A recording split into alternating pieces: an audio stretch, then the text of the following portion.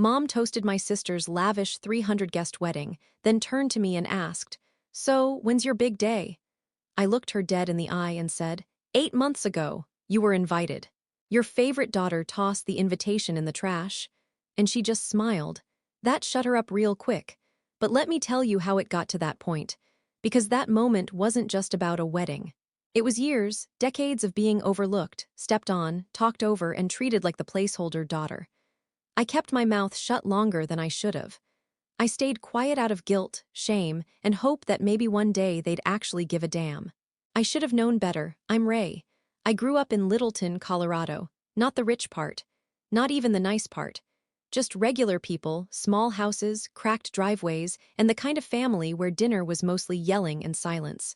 I was the oldest of two girls. My sister Jenna was the baby. The golden child. I swear to God, the day she was born, I disappeared. It started early. I'd get straight A's. Mom would nod and tell me to help with the dishes. Jenna got a B in English.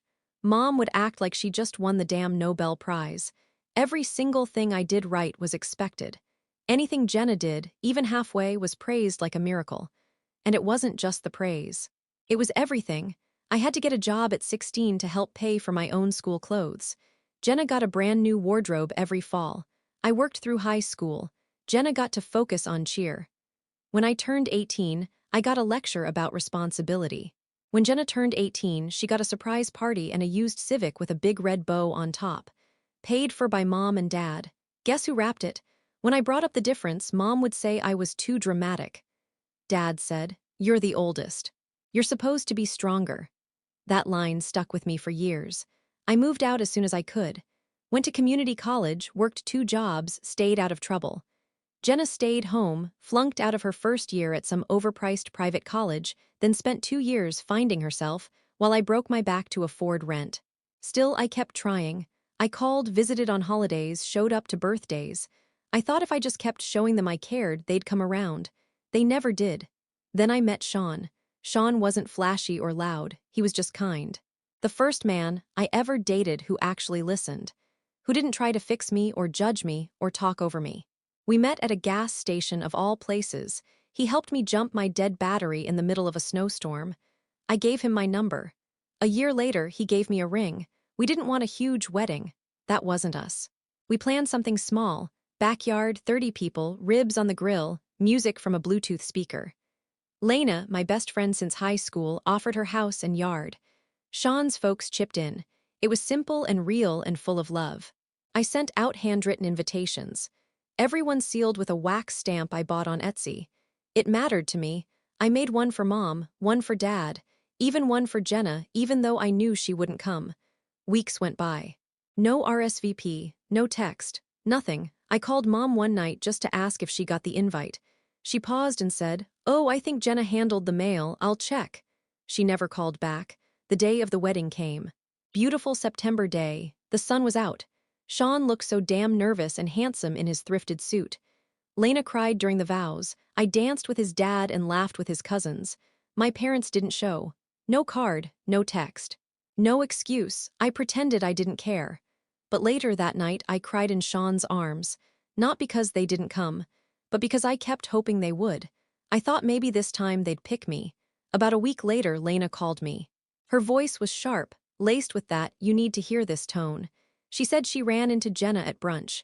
Jenna was bragging about how Mom almost went to Ray's dumb barbecue wedding until she talked her out of it. Said it wasn't a real wedding and that I was being desperate for attention. Then she laughed. And here's the part that broke something in me. Jenna took the invite, took it out of the mail pile, threw it in the trash, right in front of my mom, and Mom let her, didn't stop her, didn't pull it back out, didn't even ask what day it was on, just let it happen. When Lena told me, I felt like I'd been punched in the stomach, like every shitty thing I ever suspected was suddenly confirmed. They didn't forget.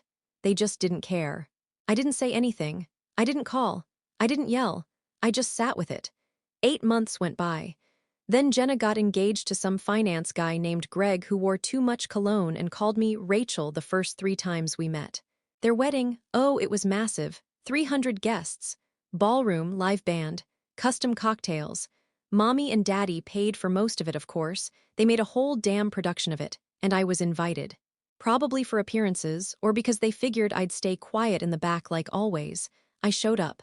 I didn't want to, but something told me I needed to be there.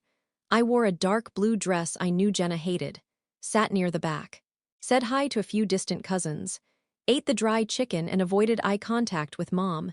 Everything was plastic, fake smiles, posed photos. Jenna floated around like a damn movie star. Then came the toasts. Jenna did hers, gushy and over-rehearsed. Greg did his. Dad said a few words, slurring slightly from too much whiskey. Then Mom stood up, held her wine glass high, looking proud and smug and totally unaware of herself. And then she turned toward me. Big smile, all eyes on her. She said, "Now we just need to get this one married. When's your turn, Ray?" Some people laughed. Others looked down. I stood up, quietly, steady. I looked at her dead in the eyes and said, 8 months ago." She blinked, confused. I didn't stop. "You were invited. Your favorite daughter threw it in the trash." The room went still. No one said a word. I saw Jenna's jaw twitch. Mom's face drained of color. Dad just stared into his drink like it had answers. Mom tried to recover. She smiled tighter and said, "That's not funny." I said, "It's not a joke." And I left. Walked out while the band was setting up for the first dance. I didn't run. I didn't cry. I felt alive. I'll stop here for now. Because that was the last time I spoke to any of them face to face. But it wasn't the end, not even close.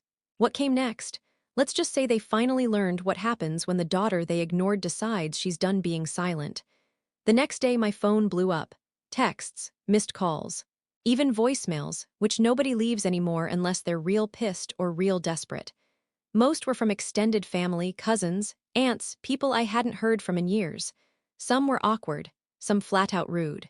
But all of them wanted to know the same thing. Why would you ruin Jenna's big day like that? That's how they saw it. Not that my wedding was thrown in the trash. Not that I'd been ignored, dismissed, and erased for years. Nope. What mattered was that I made things uncomfortable for Jenna. Even Lena texted me, "You okay?" I just replied, "I meant what I said." And I did, every damn word. But that moment at the wedding lit a fuse. I didn't plan it, but once it was out in the open, I felt something shift. I stopped pretending, stopped hoping for some fake reunion, stopped letting them walk all over me. That's when the stories started. A week after the wedding, I started hearing things through the grapevine. Jenna was saying I was mentally unstable. Mom told her church friends I was bitter and jealous. Dad. I doubt he even knew what was going on. He was probably too busy drinking in the basement and pretending everything was fine. But I wasn't surprised. They couldn't handle the truth, so they made it my fault. I dealt with that my whole life. What I didn't expect was what came next. One morning, I got an email from a woman I didn't know. Her name was Tara. Subject line, "We need to talk about Jenna." At first, I thought it was spam. But then I read it. "Hi, Ray. I hope this isn't weird. You don't know me, but I used to work with Jenna a few years ago when she was trying to get into marketing. I don't want to cause trouble, but I saw your name mentioned on Facebook after the wedding drama and figured you should know. She did something really messed up, and it involved you." I stared at the screen. My heart pounded a little. I emailed back, "What do you mean? What did she do?" Tara replied fast. "She told me that 3 years ago when I applied for a job at a big local firm, one I really wanted. Jenna was already working with someone connected to that company. I had no idea. She wasn't in that field long and she never mentioned it. Tara said Jenna badmouthed me to the hiring manager, called me unstable, said I was too emotional to handle pressure, said I'd caused drama. She even said I'd lied on my resume, which was complete bullshit. Tara overheard it because she was interning there at the time and recognized my name. They ended up hiring someone else. I remembered that rejection. I cried for 2 days. I thought I messed up the interview. I thought I wasn't good enough.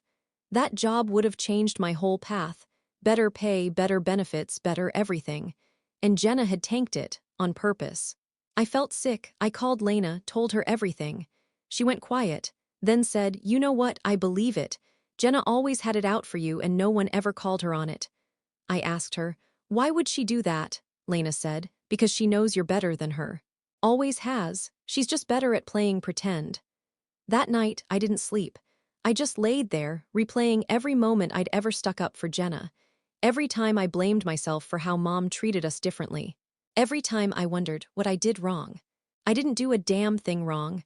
That girl had been sabotaging me behind my back for years, and my parents let her. That's when I made a decision. I wasn't going to yell. I wasn't going to beg. I was going to dig. I started looking into Jenna's little influencer gig. She had a decent following, around 60K on Instagram, mostly women who believed her makeup reviews and clean-eating lies. I already knew about the diet pills. She used to laugh about it, called it easy money. But Tara gave me more. Turns out, Jenna was getting paid under the table for a lot of things. Skincare lines, shady detox drinks, even a crypto thing for like 2 months before it went under. She never disclosed any of it, which by law she was supposed to. That's FTC territory. I started collecting screenshots, old posts, payment proofs, comments where she clearly promoted something but didn't say it was an ad.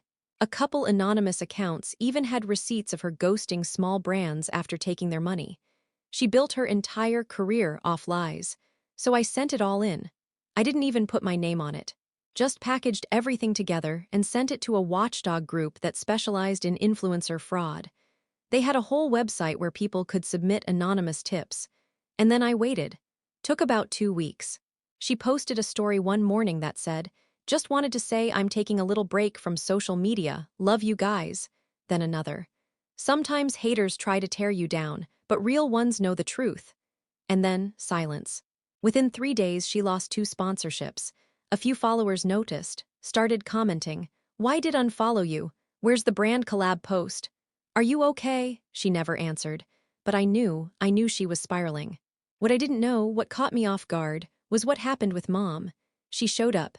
At my house. Uninvited. I was halfway through folding laundry when I saw her car pull up. That beige Volvo she's had since I was in high school.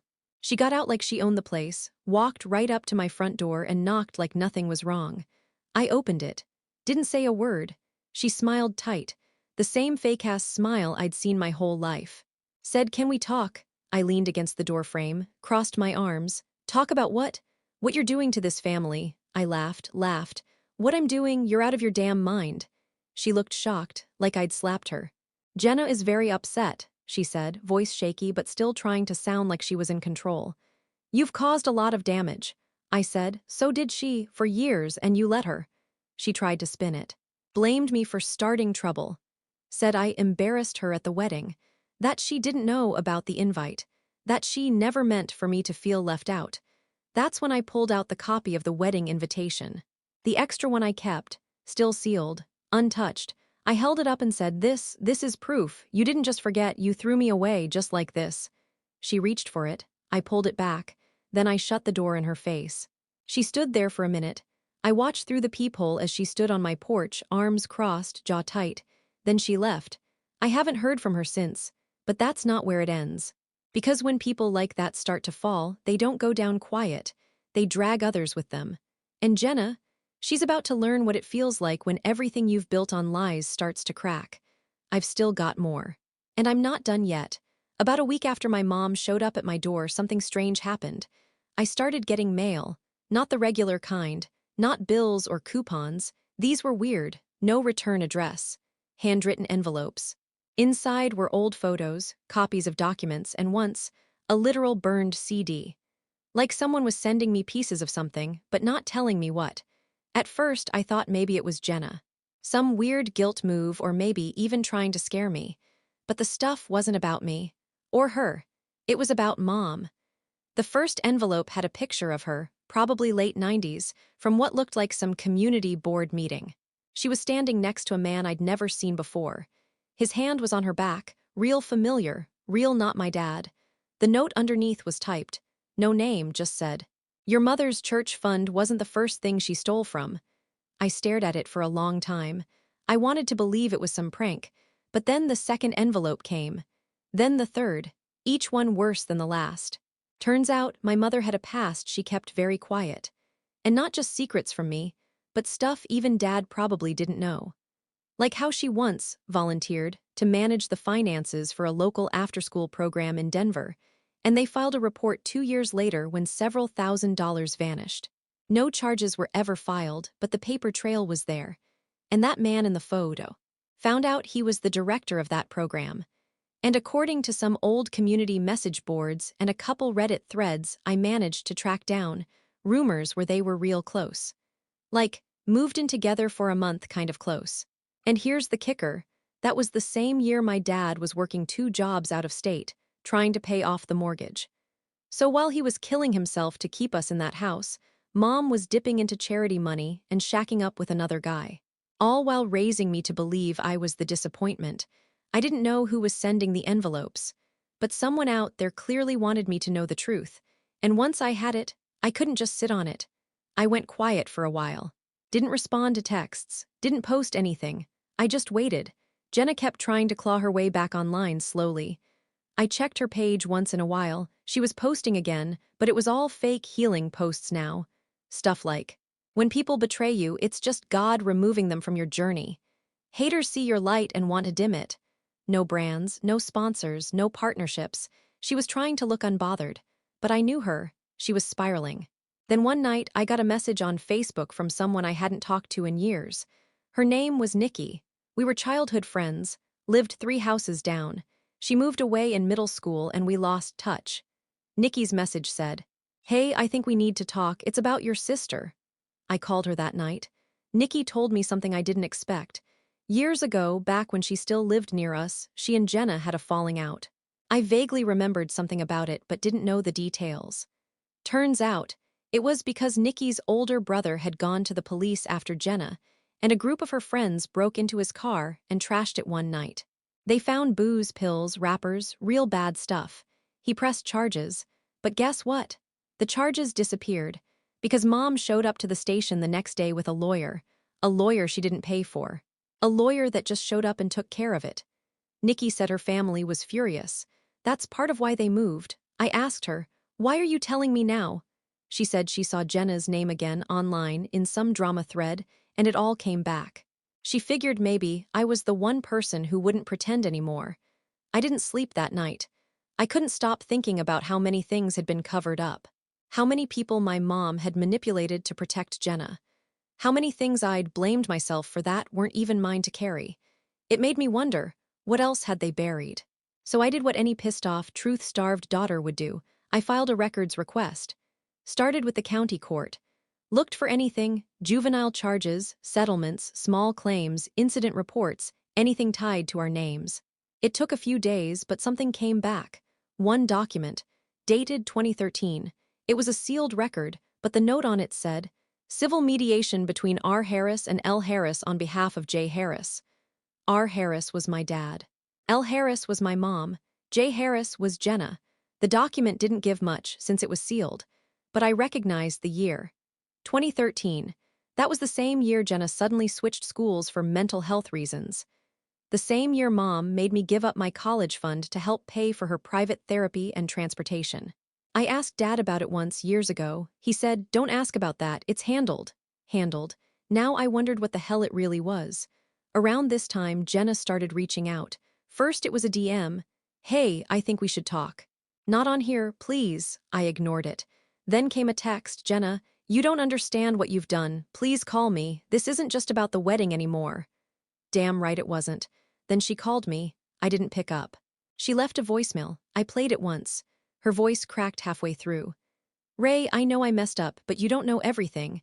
I did things I regret, but Mom made me do a lot of it. She always has. I was just trying to survive." That word, survive, stuck in my head. I didn't feel sorry for her. Not yet, maybe not ever. But I could feel the cracks forming. Something else was going on, something deeper. And if Jenna was scared, good. Because for the first time in my life, they were the ones looking over their shoulders. And I wasn't even done yet. I didn't answer Jenna's voicemail. I sat with it for 2 days, let it rot in my inbox. Because the more I thought about it, the clearer it got. Jenna wasn't reaching out to make things right. She was reaching out because she was scared. Because whatever Mom had handled back in 2013 was starting to crawl back up from the grave. And I was holding the shovel. I finally called my dad. We hadn't talked since the wedding. He didn't even text after Mom showed up at my house. Just silence, same as always. He answered on the 3rd ring. "Hey," he said, like nothing had happened. I didn't waste time. "I know about 2013, I said. "I know there was a sealed mediation. I know Mom paid for a lawyer." I know Jenna switched schools and you drained my college fund for it. I want the truth. Silence. Longer than comfortable. Then he sighed, deep, tired. I was hoping you'd never find that, he said. That told me everything. I said, start talking. He did. Turns out Jenna didn't just mess up back then. She didn't just party too hard or get caught with booze. She bullied a girl at her school. Bad, relentless. Online, in person. Spread rumors, threats. Fake accounts. The girl tried to hurt herself. Her parents were ready to sue. The school was ready to expel Jenna. That's when Mom stepped in. She used connections, church people, PTA people. A lawyer who owed her favors because she helped his wife years earlier. She paid settlements in cash, made people sign papers, made it all disappear. The only condition? Jenna switched schools quietly. No record, no consequences. And the money came from my college fund. Dad said he didn't agree with it, said he was outvoted. Said Mom told him it was either that or lose Jenna forever. I asked him, and what about me? He didn't answer. That was the moment something inside me finally died. Not exploded, just went quiet. I hung up and sat there for a long time. Then I did something I probably should have done years ago. I stopped protecting them. I took everything. The envelopes, the photos, the documents, Tara's emails, Nikki's story, the influencer fraud receipts, the sealed mediation record, my college fund statements, Jenna's old posts, even Mom's church fund stuff I'd quietly collected. I organized it all. And then I made a choice that cost me sleep, peace, and any chance of going back. I went public, not messy, not emotional, clean, clear, receipts only. I wrote a long post, not on my personal page, on a local community forum and a few legal and watchdog channels. I told the story straight. No insults, no exaggeration, just facts, dates, proof. I didn't name myself as the source. But it didn't take long for people to connect the dots. Everything collapsed fast after that. The influencer fraud tip got picked up by a larger outlet. Jenna's name showed up in an article about undisclosed ads and consumer deception. Brands didn't just drop her, they demanded money back. She didn't have it. Her husband, Greg. Turns out he didn't love being married to someone under investigation, or finding out half their income was fake, or that his sweet wife had a sealed bullying case tied to a suicide attempt. He moved out within a month. Filed for annulment. No prenup, no mercy. Mom's turn came next. The church audit happened quietly at first, then not so quietly. Word got around, people talked, donations froze, committees resigned. The same women who used to smile at her stopped making eye contact. Then the after-school program from years ago reopened their records. Turns out, statutes don't erase guilt. They just delay it. Mom wasn't arrested. But her name was dragged through every local group and board she ever touched. She lost her positions, her reputation, her power. The thing she loved most, control. Dad, he finally left her. Moved into a one-bedroom apartment near his work. Started calling me, apologizing, crying, saying he should have done more. I didn't forgive him, not yet. And me, here's the part people don't like. I didn't walk away clean. My post went further than I planned. It hurt people who didn't deserve it. That girl Jenna bullied, her story resurfaced. She didn't want that. She messaged me, angry, hurt, said I reopened wounds. She was right. I took responsibility. I apologized to her directly. Took down parts of the post that mentioned her. Publicly admitted I should have been more careful. That mattered. But it didn't erase the damage. Karma doesn't care if you're right. It still charges a price. The last time I heard from Jenna was a letter. Handwritten, shaky. She said Mom taught her everything she knew about lying, about using people, about never losing. She said she hated me for years because Mom made her believe I was the enemy. She said she didn't know how to live without someone cleaning up her messes. She asked for forgiveness. I didn't write back. Some things don't get neat endings.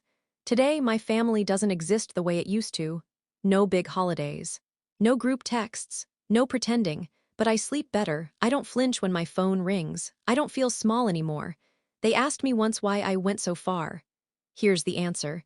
They didn't just throw away my wedding invite. They threw away my future, my voice, my trust. I just picked it all up. And this time I didn't put it back.